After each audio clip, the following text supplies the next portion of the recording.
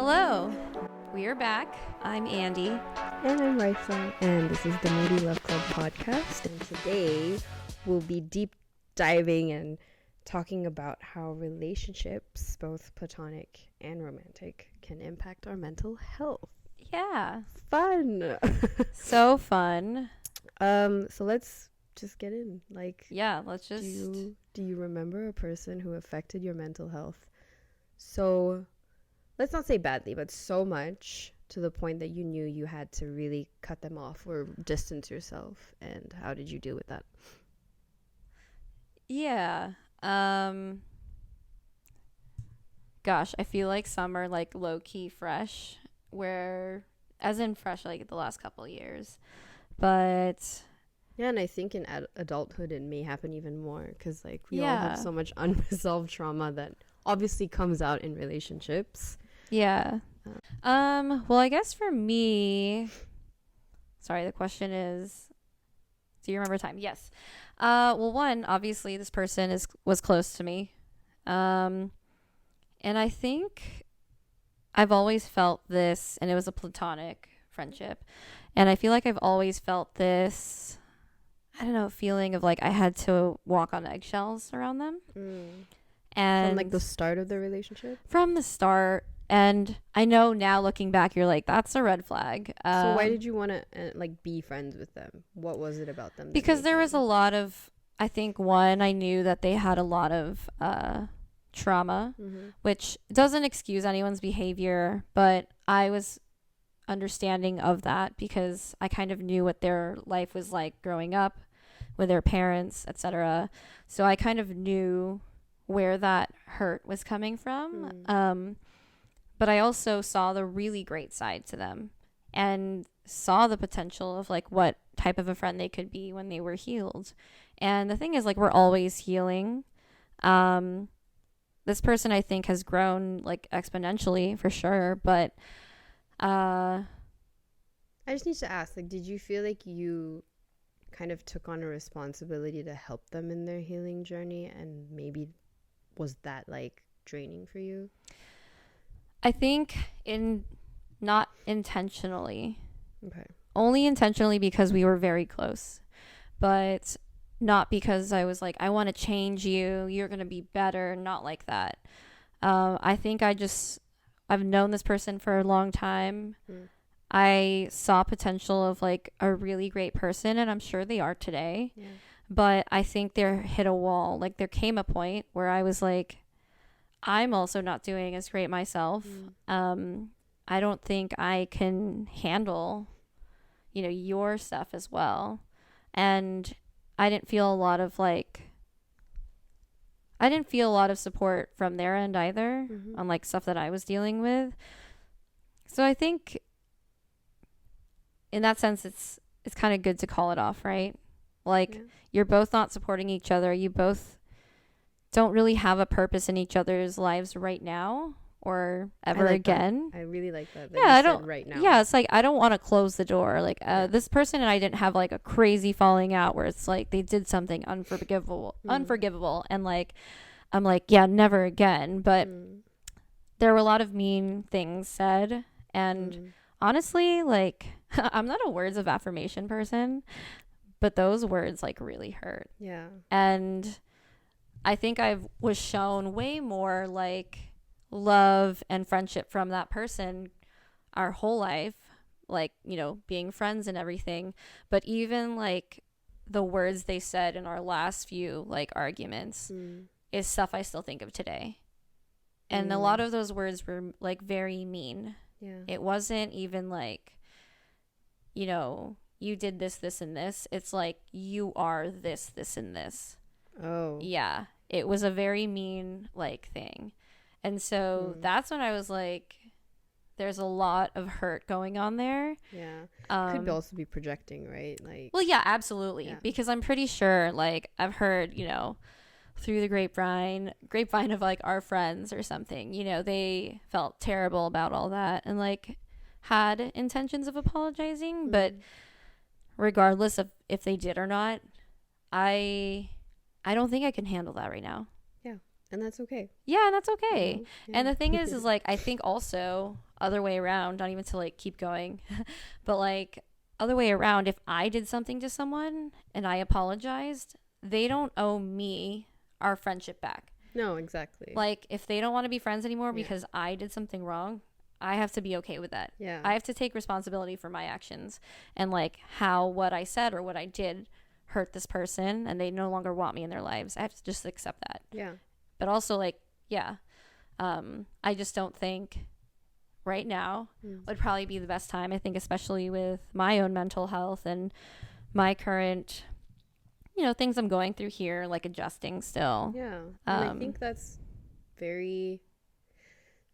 totally acceptable because I think everybody's going through their own shit. Yeah. You know, and like if you can like kind of walk this earth with kindness to yourself, yeah, then I think it's fine. Yeah. You know? And like, what about you? Do you remember a time, a person? For sure. I mean, I have a very big tendency to be very codependent on like friends that I'm very close to that could be considered my sisters. Yeah. And even my romantic relationships. So yeah. I remember there was one, I mean, there was a lot of, I think, jealousy. And this was like really when we were young, like when we were kids. So there was a lot of jealousy involved and just talking shit, honestly. And I couldn't deal with it anymore. Like, it was the toughest breakup that I had ever been through. Okay. Like for months I was still thinking like, because this person felt like my sister. Yeah. You know, like I really grew up with them and they were with me through some of the darkest times of my life and vice versa. But I think, like you just grow apart and that's a part of life and adulthood and growing up. You know, I don't think everybody's still friends with a lot of people that they grew up with.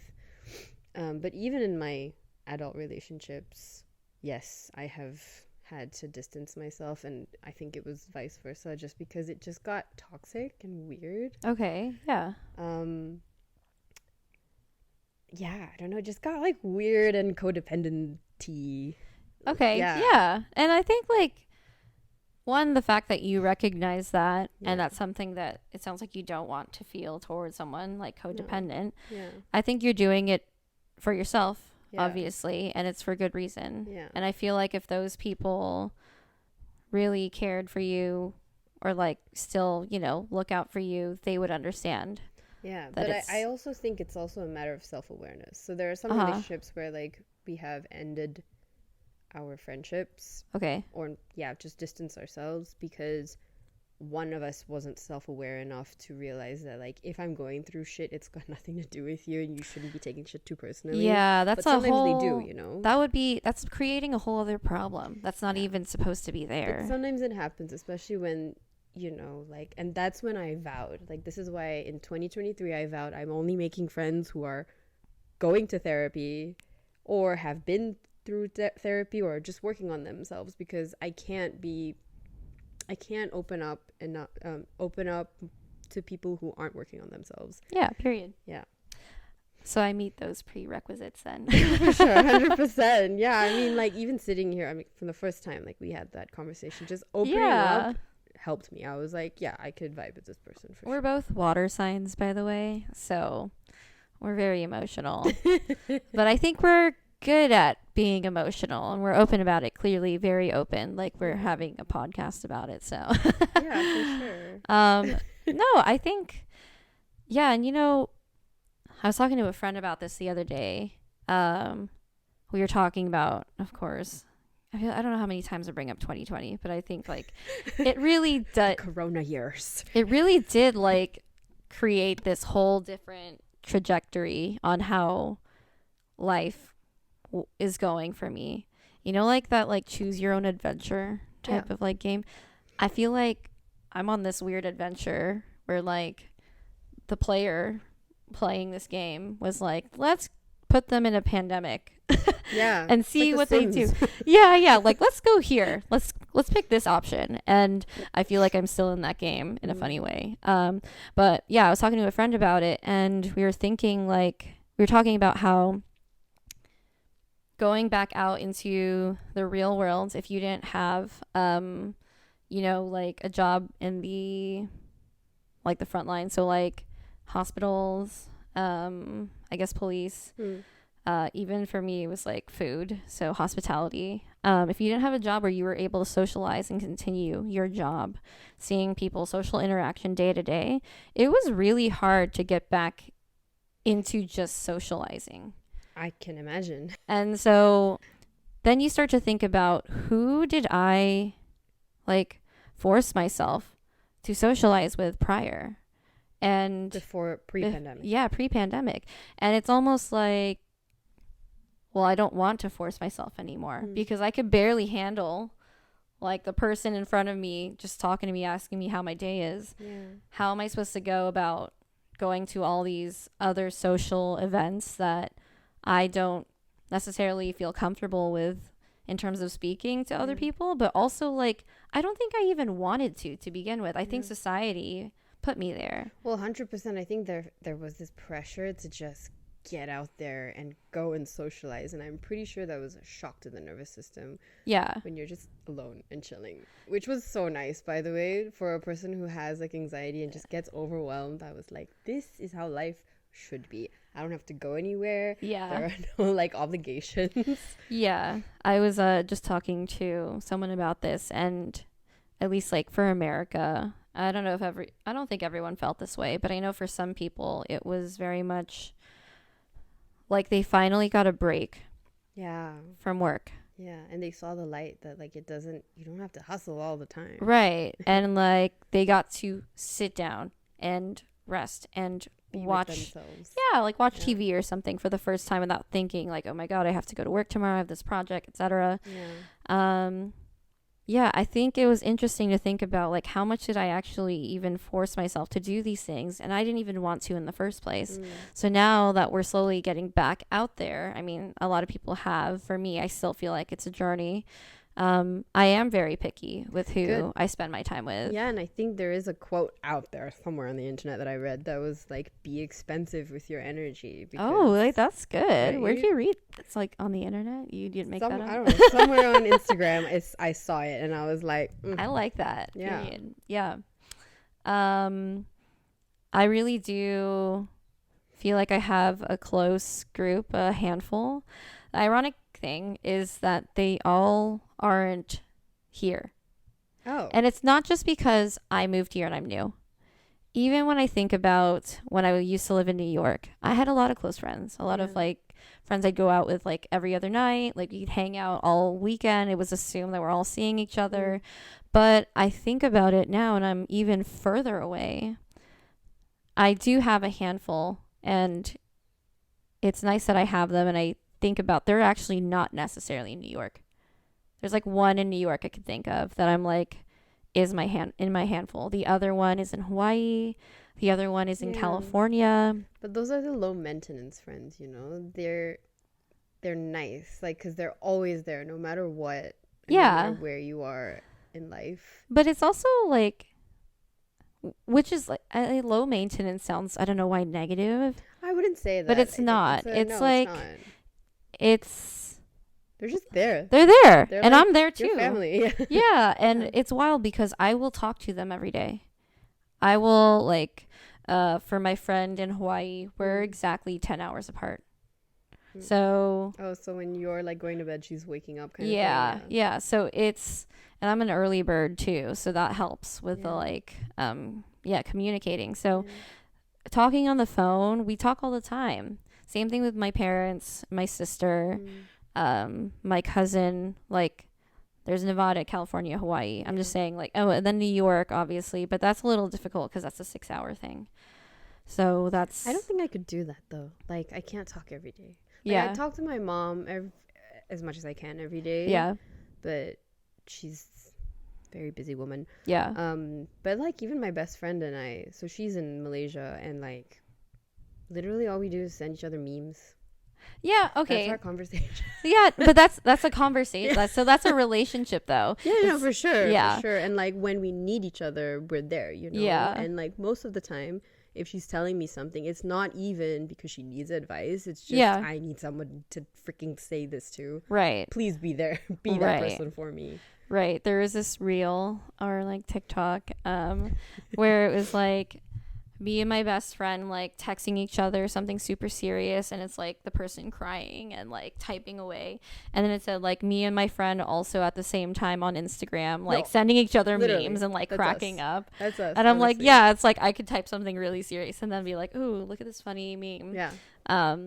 Yeah, it's a funny weird relationship I think the internet has created for us. But yeah, and I'm so glad it exists. I know, because it's like, okay, like, you know, I'm thinking of you. Yeah. I saw this and I was like, haha, you would like this. Yeah. Sent it to you. You're on my mind. Yeah. Like, I don't want you to think that I'm not, your friend, or I don't think about you as a friend. And actually, sorry, just to like circle back, thinking about one of the reasons why a friendship hasn't worked out is because they needed something from me. Like, they needed to know and be reassured that constant reassurance. Yeah. I was just thinking that. And I was just like, I didn't know that, and for me, we had different time zones. And also I worked in the hospitality industry. And if you have ever done that, typically your hours are complete opposite to everybody else's. So not only was there a time zone difference, but like I wasn't working 9 to 5. I was working 3 p.m. to 1 a.m. Like crazy different hours. Yeah. So I thought they would understand. It's weird when they don't, right? Right. Like, what do they expect? I'm kind of like, us? Are you not putting yourself in my shoes? No, yeah, like, it's strange. Not but that's that the thing. It's self-awareness, and if it doesn't exist, yeah, it's okay, you're very right. hard to You're grow, right. Like to prosper a relationship. You know what I mean? Yeah. No, you're right. Self-awareness. Not a lot of people have it. I have noticed this. Yeah. All right. Okay. Yeah. But and see, coming to the next point, that's all about toxicity. Okay. Yeah. Unlearning toxic relationship habits and patterns. God damn, that is a tough one. I think personally. I could go on about this. So tell me about it. That's hard because when you're because you're so attracted to the same patterns all the time. Yeah. And I'm talking about like specifically romantic relationships. Yeah. Like if I look at a guy and I'm attracted to them, now I ask, what's wrong with them? There must be a reason I'm attracted to them because something is wrong. Right. Because I'm clearly always attracted to the bad ones or something. Avoidant. Yes, avoidant, non-committal, stuff like that. And that's why, like, when my single girlfriends always like, when they're like, "Oh, how do I like know if this guy is a fuckboy?" I'm like, "Oh, just ask me. I will tell you," because I'm usually like, you have a good radar. Yeah. That's funny. Yeah, Not to shit on guys, by the way. Sorry. I am empathetic about you all, that we all have issues, but I'm just saying that, like, we need to be careful about who we give our energy to. Yeah. And a lot of women, I think, are afraid of dating nowadays because a lot of men are avoidant. Yeah. And I think, it's funny. I said something like men are trash. And of course someone goes, well, not all men are trash. And I'm like, you know what I mean? And I mean toxic masculinity is trash. The patriarchy. Like, don't take offense to that because it's true. Like, you look at your whole group, and also it's like not really your fault. Society kind of made you that way. And so it's great that actually a lot of men nowadays are unlearning those toxic habits. It's amazing. It turns me on almost. Like, what's his name? Justin Baldoni has a podcast on talking about feelings and men expressing themselves and being allowed to express themselves and still be masculine men, Yeah. Because back in the day, crying, big fat no-no. Yeah. Talking about your feelings, big fat no-no. And nowadays, like, the men that do it, it's like, oh, I'm so glad you exist. Yeah. Because you're going to help the next generation of men. Yeah. Really come into themselves and hopefully give the women in their lives, like, better experiences than we had growing up, Yeah. No, seriously. And I think about it too, and so the whole thing with, I'm attracted to you, so clearly there's something wrong, right? That's how I feel too. Yeah, and here's why. It's because your body knows that that feels like home because that's what you're used to. Yeah. Because Familiar. also, like, my past toxic friendships, there were so many good times. There's so many good things that person did bring to my life. We had so many good things, but maybe like the toxicity outweighed it. Yeah. And I wasn't thinking of it because I was holding on to that 10% of like really good things. Yeah. And so it's hard to unlearn those things. The first time I was ever in a healthy relationship, I realized, I guess, like, I was into drama, which is funny because I don't think of myself in that way. I actually specifically moved out of the Bay Area to not be in drama. But when I say that, it's because drama within a relationship, that's the only thing I knew. Yeah, like, because you're addicted to the dopamine spikes. That's what it is. Yeah, I guess. And so when my partner and I like resolved it, I was like, so we're not, like, that's it. Like, you don't care about, I'm trying to find something. And it's like, what are you trying to find? We resolved it. End of story. Move on. And it took a while for me to be like, oh my God, like, what was wrong with me? And, you know, I'm not hard on myself about it now, but it was an eye-opening experience because I was like, and I'm like having this Taylor Swift moment of like, it's me, I was the problem. Yeah, we usually are, because it's like, why don't we have better boundaries? Oh my God, I feel like if we had established better boundaries, we would not have been putting ourselves in these relationships where they were really messing us up. Yeah. Yeah. Yeah. And like, why do you think that? Why do you think we don't have better boundaries? Because it's true. I think I had like the bar super low for me. And I'm like, why? Why is the bare minimum like maybe amazing? I have a feeling that it's because of all of the romance movies us girls grew up with. Like, I gotta think of one where, like, Snow White. what did she do? Well, basically, What did she do? What did she do? How did she contribute to society? No, like, so many of our Disney movies have a prince saving us. Yeah. So we're just like, oh my God, I'm pathetic. Save. Yeah, like, I'm clearly like useless. I'm sleeping after I bit an apple. Like, save me. And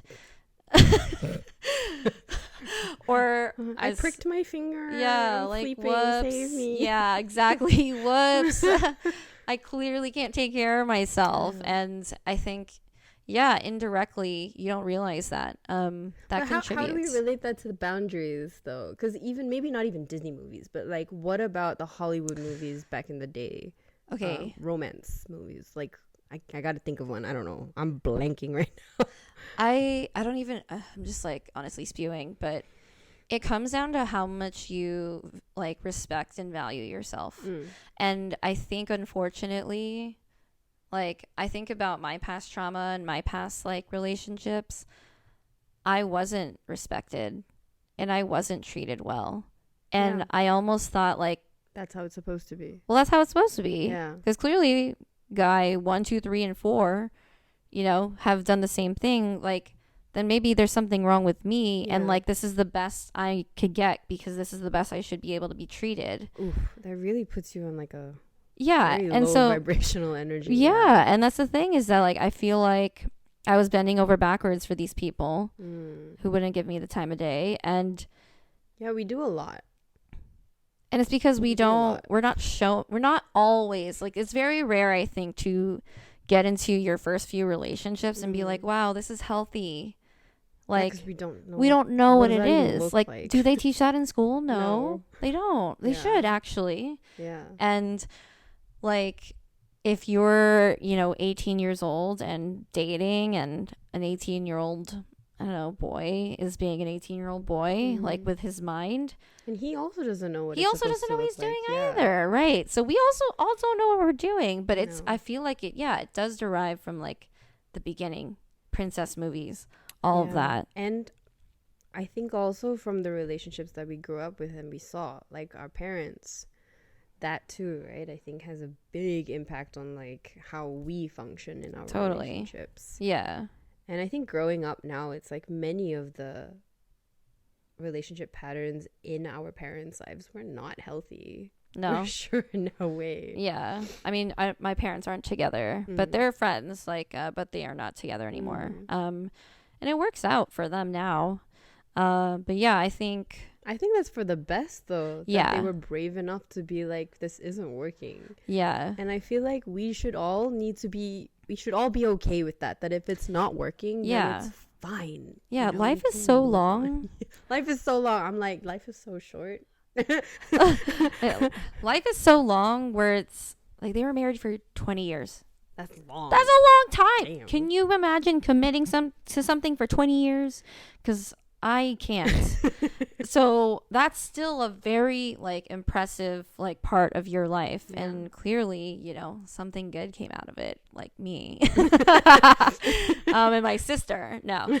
I'm kidding. But yeah, no, it's just it all starts it's society. And I feel like I'm glad we're moving in the direction though where all these things are we're unlearning it. Yeah, and we're more aware of it. Like there's so much information now being fed to us about like healthy relationships and how we should be functioning in them. Like I think one of them is also just like when we get into conflict, we run away from it. Like we don't want to face it. But I think getting through the conflict together really makes you stronger as a couple and even in friendship. Like many times just having a conversation about it will just take you from that low place and like lift you up, you know?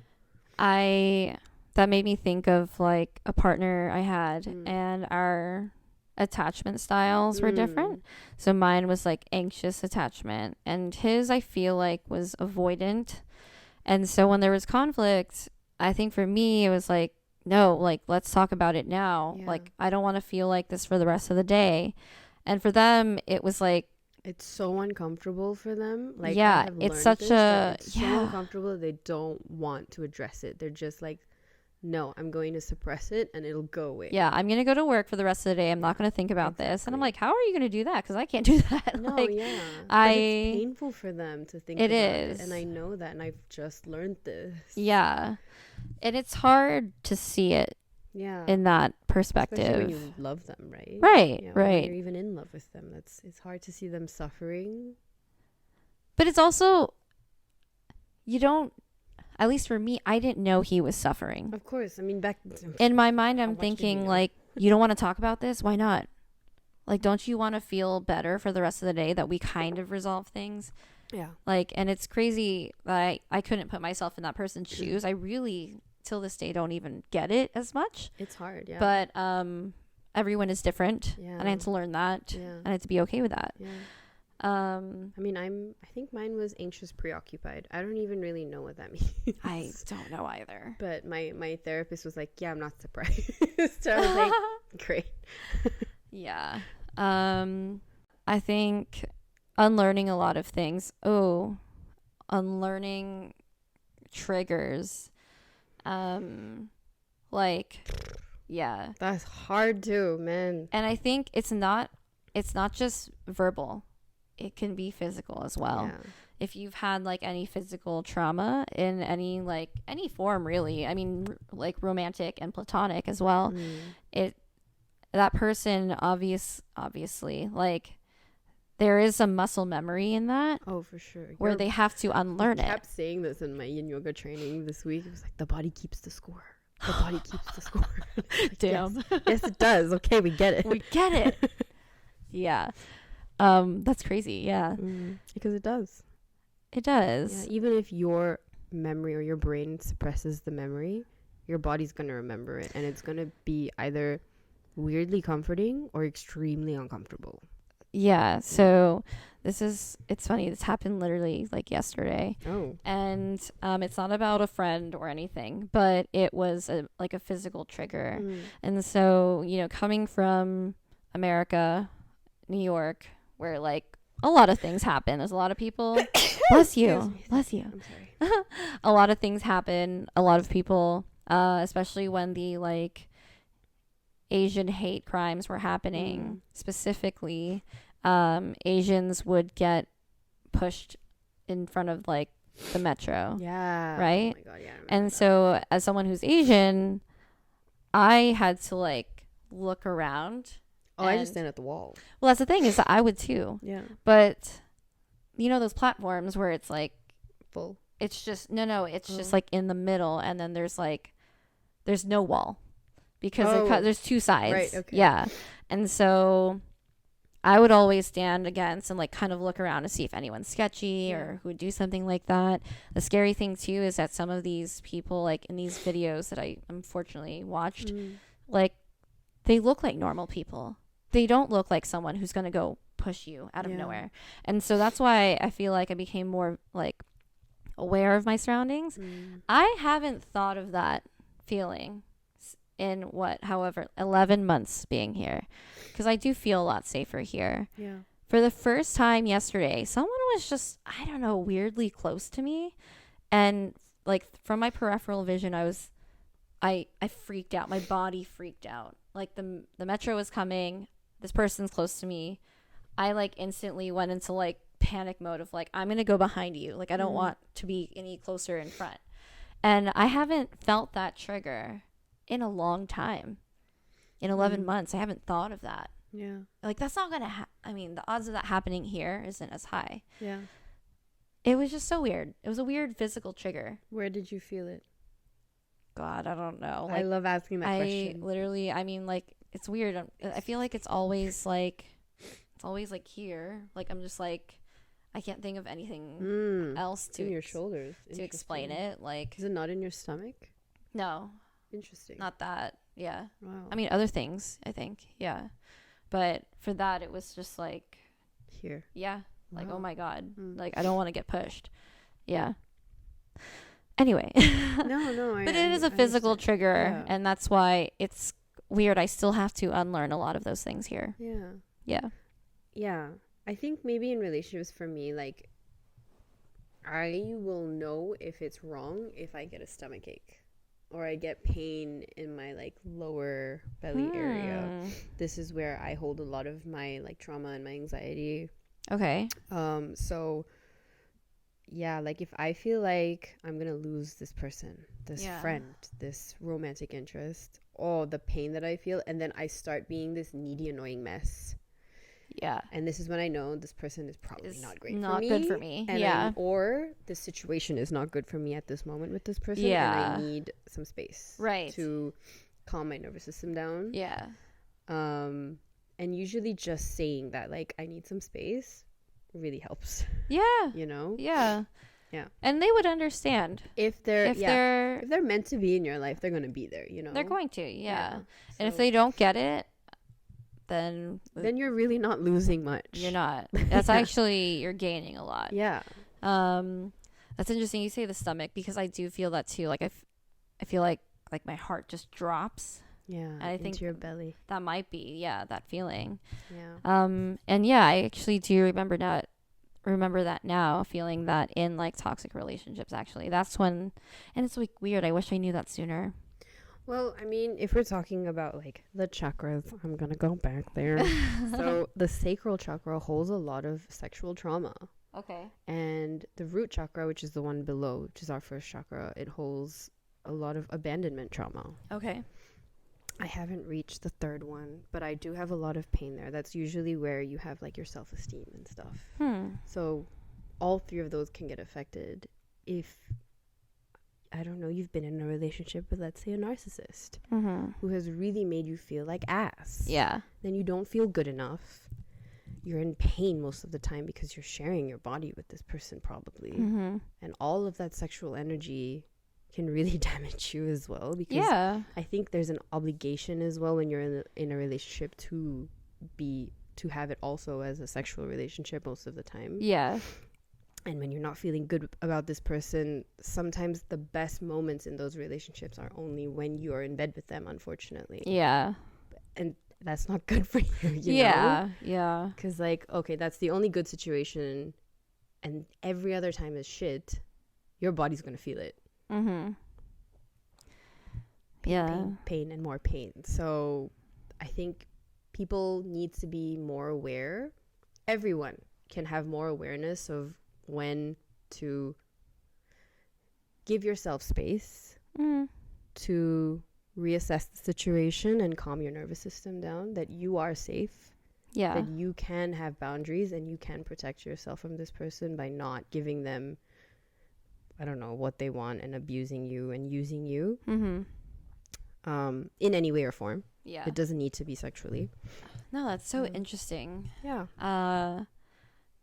And these things too, it's like they were people in our lives. It's weird to think that like that was a chapter. Yeah. And it's probably done for some. For some. Do you ever miss those people, even though you know that they weren't good for you? Well, I mean, I'm thinking of it in both ways, right? Yeah. Platonically and romantically. So for the platonic relationships, no. Yeah. I really don't anymore because I have made such good friends along the way. Now that I'm just like, what was I thinking and why did I stick to that shitty one for so many years, you know? Again, because I was just so afraid of losing them and this sense of abandonment. But I'm not going to do that to myself anymore. When it comes to romantic partners, I think I'm sad that I missed the chance to be friends with them. Because often, I think personally, I rush into my romantic relationships too fast. Yeah. And I think now, like, I appreciate being friends over anything. Me too. Yeah. Same. Because nothing can go wrong. I mean, it can go wrong, but it doesn't hurt as much, you know? Yeah.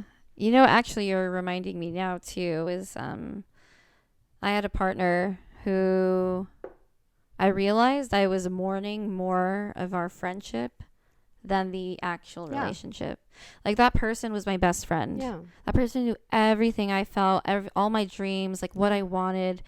And it wasn't like I missed that a whole lot more than, you know, the, like, romantic part.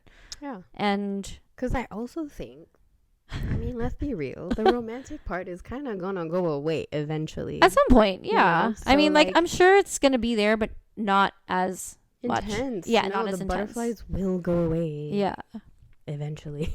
Yeah. You know, so, like, having a really good foundation, which is gonna be your friendship, and making sure you have things in common. Yeah.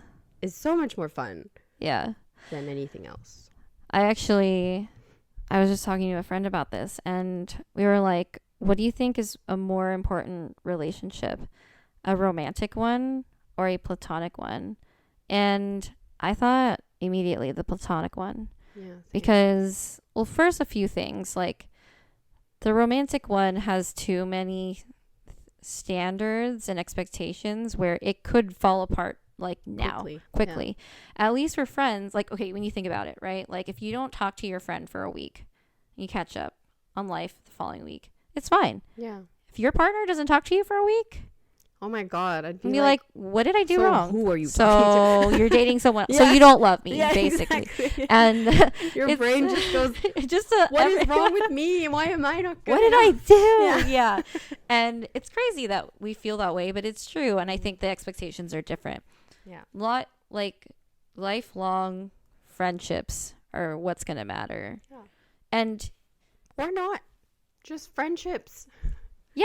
They may never last that long. Yeah, no, exactly. But I think that it's the more important. Yes. Because for your life, I think long term. I agree. And when you think about it, it's technically also, I mean, in my opinion, the more important in your romantic relationship as well. If you guys aren't friends, if I'm not friends with my romantic partner, I feel like it's just, I don't know. It's not lust then, right? That's how I feel. Yeah. I know people feel differently and that works for them, but I realize, like, no, I want my partner to also be my best friend. Yeah. Yeah. Same. Yeah. Yeah. I agree with that. So, how do you handle conflict? If someone's being shit with you today, but you freaking love them, how do you deal with it? Ooh, that's even a... Depends. It depends on how much time I have. Seriously. What If does that mean? it's like if they're going off at me for whatever reason, it is about like, let's say I'm going to a job interview though. I'm not going to handle this right now. I cannot talk about it right now. And the thing is, I know this sounds like I'm contradicting what I used to say about my partner before, but I will at least reassure them we will talk about it. I see where you're coming from and I see why you're upset. I have to go do this thing, this job interview. It's very important to me. And then we can, as soon as I'm free, talk about it. Because conflict is a big thing for me. If I have the time right now, I will solve it. I don't like waiting. I don't like I don't want to go to that interview feeling bad. Yeah, you know? course. So like I'm the type that like wants to solve things and doesn't really want to stop talking about it until it's resolved. And I don't know if that's good or bad, but I resolve it by being able to talk about it. Also, making sure both parties have eaten. Oh my God. True. The amount of like hangry arguments that come up in, at least like from my experience, a romantic relationship. I'm like, we both haven't eaten. You're yelling, I'm yelling, and this is about something Honestly, very small. I agree. Let's eat. Yeah. Let's drink coffee. Because Jesus, then we can throw some tantrums when we're hungry. I know. And I look back too and I'm like, why did I say that? Yeah. And I'm like, okay, yeah, I guess I didn't eat yesterday and I didn't eat this morning and I was cranky. And I will apologize. I was like, I'm sorry, I was just hungry. No, literally. That's like that meme with the with that chihuahua. Don't be me. No, it's like that meme with the chihuahua and it's like your girl before she eats and it's like, eh. And it's like your girl after and it's like happy and smiling. It's true. But it is true. Like, yeah, that's very real. Yeah. Yeah. I mean, hungry really will affect your mood. Oh my God. Then also, I guess on a more common level, let's make sure we're sober. Yeah. Because there's a lot of ridiculous fights I've had in the past and that I see actually happen in front of me where I'm like, dang, if you guys were just like sober at this moment, this wouldn't be a conversation. It sucks that this is like now conflict and you're gonna have to talk about the consequences tomorrow. I mean, relationships have been ruined because people were drunk and asking stupid questions. And that's me. I'm a perfect example of that. I used to like, I don't know, I used to drink a lot and assume like I never felt secure in a relationship back then. I guess when I think about it, when I was drinking heavily, I never felt secure. That person never made me feel secure. So all these insecurities came out of like, oh, you think that girl is hot, like, you know, God. You love them, you don't want to date me, and it's just you love them and you don't want to date me. Yeah, so just basically but the thing is that already shows like there's an issue there. Oh yeah, but it's within us. Oh, it's totally. Got nothing to do with them. Like, you check them out, that's on you. I don't care. But no, I don't agree. Because it's not just on us. It's on both of us. It's a partnership. If I'm telling you like, hey, I feel insecure when you say like, you know, you point out hot girls in front of me. And like, I get you're going to be attracted to other people and I am too. But like, I would appreciate it if you just didn't do that. Right. That is fair. And the thing is like, I don't think we do that enough. I don't think we voice what we need to feel secure in a relationship. I don't know why. It's because we're scared. I mean, at least for me, at girls, it's like, oh yeah, she's insecure. Like she thinks all these things. She's overthinking. But it's like, if I'm telling you point blank what I need, what's the issue? Yeah. Yeah. Tell me what you need. I'll figure it out. True. I'll do it. I'll try to do it. But like, if that's something, you know, you can't try to help me feel secure with, how are we supposed to work? No, yeah, I definitely agree with you on that. But I think I'm also coming from a place of like, if we're not dating, you can do whatever you want. Like friends with benefits? Or? Yeah, or situationships. Like, I don't care. Yeah, but also respect me. Right. But see, some people would think that's disrespectful. Even in a situationship? I don't know. I was thinking of like like actual romantic relationship. I wasn't thinking of like I think in an actual romantic relationship. Yeah, so for sure. Okay, yeah, that's No, exactly for sure. yeah. Like chill the fuck out. Exactly. Like, I'm right here. Yeah. Like, can you chill? Like, yeah. Unless we're both like or checking this make person. it be known. Like for me, it's like if you're introducing me to a female friend of yours, just make it be known who I am. Right. Acknowledge me. Yeah, because a lot of the time that don't happen. And Yeah. I get really like, am I just chicken shit right now? You know what I mean? Like Yeah. my insecurities come out. Right. Like just make it be known. And have that conversation. That's a good Yeah. thing to be like, hey, like I don't like how you didn't introduce me as your wife or something to that like perfect girl. I don't know. I'm thinking of the perfect woman. girl. I'm just thinking about Sex in the City. I don't know the movie. I don't know if you've seen it or not. But like in the beginning when Carrie and Big are in like kind of a flunk, and he's like kind of charming and flirty with this girl at the bar. This man though. See, we can go. That's what we grew up with. Fucking.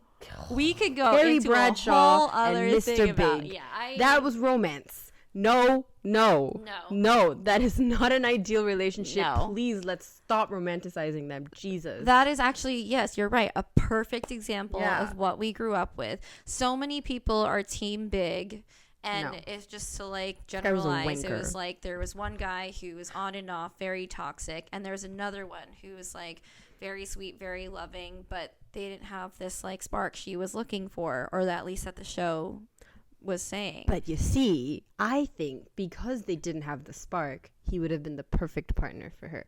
But oh my god, spoiler, I'm so sorry if you've seen what's it called, And Just Like That. Have you seen it? I have, yeah. Okay, good. So I'm not spoiling it Well, for you. honestly, I'm not caught up, but please just go Okay, ahead. but I don't care. Yeah. He basically asks, so he comes back. Yeah, Aiden. Yes. Yeah. Aiden comes back and he asks her to wait 3 months or something after she's bought an entire freaking like apartment in New York City, made sure that there are enough bedrooms for his kids, and he's just like, I need to go back to London because like one of his sons is not doing well. Oh my god. Like, wait 3 months. Okay, now I really hell no. I was like, why? I really gotta watch this now. Oh my god. It's funny because I had been avoiding New York shows because I just feel a little like Triggered? Yeah, I just miss it a little. It's like a fresh breakup in my heart. So I think I need a little space from that. But oh my god, I have to watch that. Yeah. I don't know. I was pissed. I was like, let me get on Twitter real quick to see what everyone else is saying, and let me like every tweet that I agree with. That's so funny. I just did that last night, or after I watched that movie I just told you about. Yeah, and my partner was just like, the general like public isn't always on Twitter, like talking about this movie. And I'm like, like-minded people are. Yeah, right. Like, I want to know if anyone else agrees with what I'm thinking, because like, am I crazy? Yeah. And going on Twitter helps me validate that. Yeah. But maybe you should tell the people what this movie is. I don't know. No, do it. Let's do it. That's a whole that's a different topic. It's okay. We'll split this in two. I feel like there's going to be a part 1 and part 2 anyway, because this is a long ass podcast. I knew this would happen. I know. I was like, I could go on for days about mental health and romantic and platonic relationships. Well, it kind of fits the topic because it is a romance okay, movie, right? But let's go. Yeah. Modern day dating. All right. That's what this is about. Let's do this. So